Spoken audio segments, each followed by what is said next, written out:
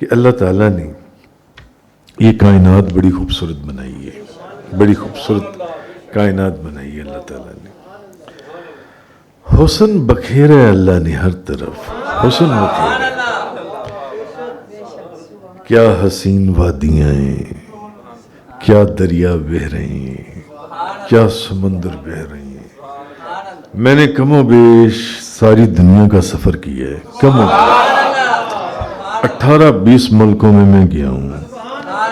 عجیب اللہ نے جو حسن اس کا، ایسے نہیں قرآن میں جگہ جگہ کہا گیا سیرو فی الارض، سیر کرو دنیا کی اگر مجھے پہچاننا ہے تو، اگر مجھے پہچاننا ہے تو دنیا کی سیر پہ نکلو، دیکھو دنیا کے اندر کیا ہے.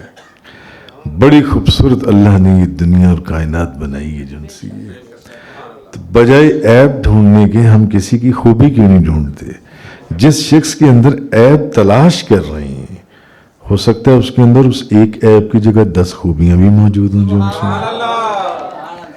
حضرت عبداللہ بن مسعود رضی اللہ تعالیٰ عنہ بیان کرتے ہیں کہ نبی کریم صلی اللہ علیہ وسلم نے فرمایا ان اللہ جمیلا یحب الجمال، اللہ خوبصورت ہے اور خوبصورتی کو پسند کرتا ہے. اللہ خوبصورت ہے، حدیث ہے، حدیث، اللہ خوبصورت ہے اور خوبصورتی کو پسند کرتا ہے. خوبصورت تمام اللہ کے ولی اس کائنات کی جو نشانیاں ہیں اور جو مناظر ہیں اور جو جلوے ہیں اس کے اندر جو گم ہیں تو وہ کس کو دیکھ رہے ہیں؟ کس کو دیکھ رہے ہیں؟ وہ بس اسی کو، یعنی وہ ذات جس نے اس کائنات کو حسن بخشا ہے، وہ ذات جس نے اس کائنات کو حسن بخشا ہے، یہ حسن خود اس کے صاحب جمال ہونے پر دلالت کرتا ہے. یہ حسن، میں آپ کو ایک حدیث سناتا ہوں، صحیح مسلم شریف کی حدیث ہے. نبی کریم صلی اللہ علیہ وسلم نے فرمایا کہ جب تمام جنت والے جنت میں چلے جائیں گے تو اس وقت اللہ تعالیٰ ان سے فرمائیں گے کہ کیا تم مزید کچھ چاہتے ہو؟ جب سب لوگ جنت میں چلے جائیں گے کیا کچھ اور چاہیے؟ تو وہ عرض کریں گے کہ اے اللہ کیا تو نے ہمارے چہروں کو روشن نہیں کیا؟ کیا تو نے ہمیں جنت میں داخل نہیں کیا؟ کیا تو نے ہمیں دوزخ سے نجات نہیں دی؟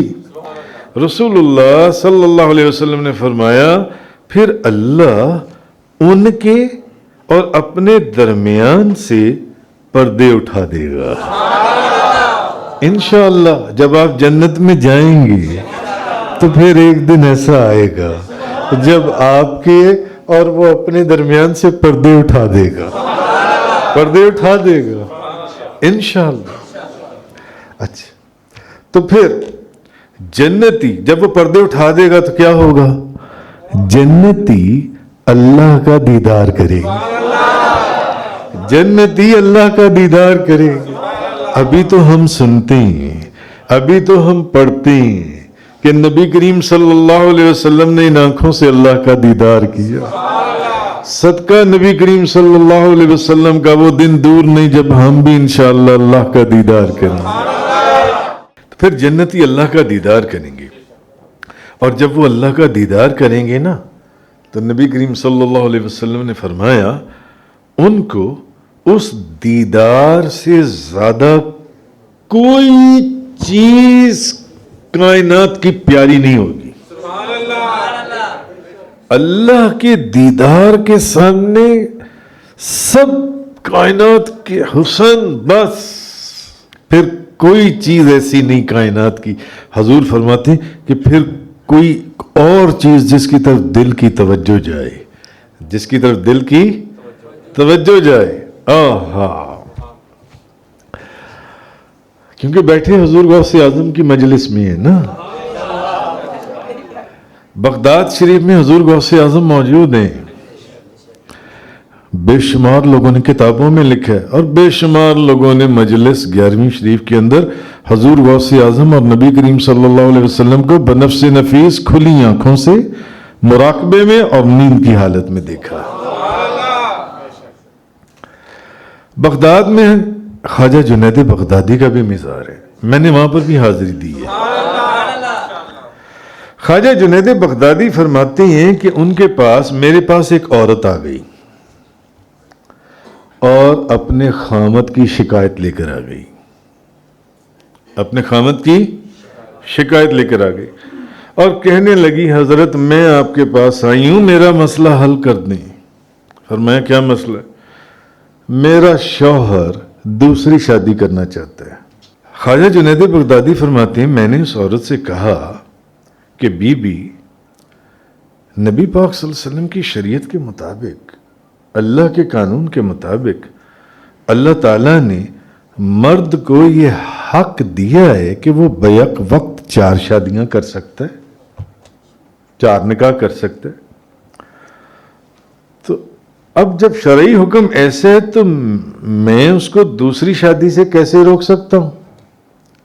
جب اس عورت نے کہا، اپنے خامد کی شکایت کی کہ وہ دوسری شادی کرنا چاہتا ہے، خواجہ جنید بغدادی فرماتی ہیں میری یہ بات سن کر وہ عورت بولی، اس نے خواجہ جنید بغدادی کو فرمایا، کہنے لگی آپ کا قول بجا ہے اور شریعت کا حکم بھی میرے سر آنکھوں پر ہے، شریعت کا حکم بھی میرے سر آنکھوں پر ہے اور آپ فرما بھی صحیح نہیں، لیکن اگر شریعت اجازت دیتی تو میں اپنا نقاب اتار کر آپ کو اپنا چہرہ دکھاتی اور آپ کو اپنے حسن کا دیدار کرواتی اور میں آپ کو یہ بتاتی کہ جس شخص کی بیوی اس قدر حسین و جمیل ہو تو اس کے لیے ہرگز یہ روا نہیں ہے کہ وہ کوئی دوسری شادی کرے یا کسی دوسری عورت کی طرف آنکھ اٹھا کر بھی دیکھے۔ اس عورت نے جب انہوں نے کہا نا شریعت کے اندر 4 شادیوں کی اجازت، میں تیرے خامد کو کیسے روکوں، میں ایسی دعا کیوں کروں، کیونکہ وہ اپنے وقت کے بہت بڑے ولی اللہ تھے۔ اس نے کہا اگر شریعت، اب اس عورت نے آگے سے جواب، اس نے کہا اگر شریعت مجھے اجازت دیتی تو میں نقاب اتار دیتی، اور آپ دیکھتے کہ جس شخص کی بیوی اتنی حسین و جمیل ہو اس شخص کو دوسری شادی کرنے کی کوئی اجازت نہیں ہے، اس کو دوسری عورت کو دیکھنے کے کوئی حق نہیں ہے۔ جیسے ہی اس عورت نے یہ الفاظ کہے خواجہ جنید بغدادی بے ہوش ہو گئے، بے ہوش ہو گئے۔ جب ہوش میں آئے تو آپ نے فرمانے لگے اس عورت کا قول اللہ کے اس قول کے عین مطابق ہے جس میں اللہ نے فرمایا کہ اگر میں اپنا حسن و جمال لوگوں کو دکھا دوں تو کوئی شخص دنیا اور اس کی دل فریبی کی طرف نظر اٹھا کر بھی نہ دیکھے۔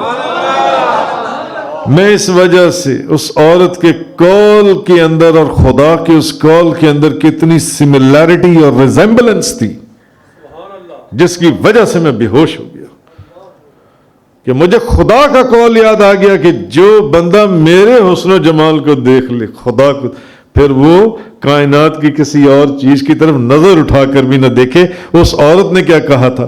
اس نے کہا کہ اگر مجھے شریعت اجازت دیتی تو میں نقاب اتارتی اور آپ میرا حسن دیکھتے، اور پھر آپ کہتے کہ کیا اس شخص کو کسی دوسری عورت کی طرف دیکھنے کی اس کو ضرورت ہے، اجازت ہے؟ نہیں۔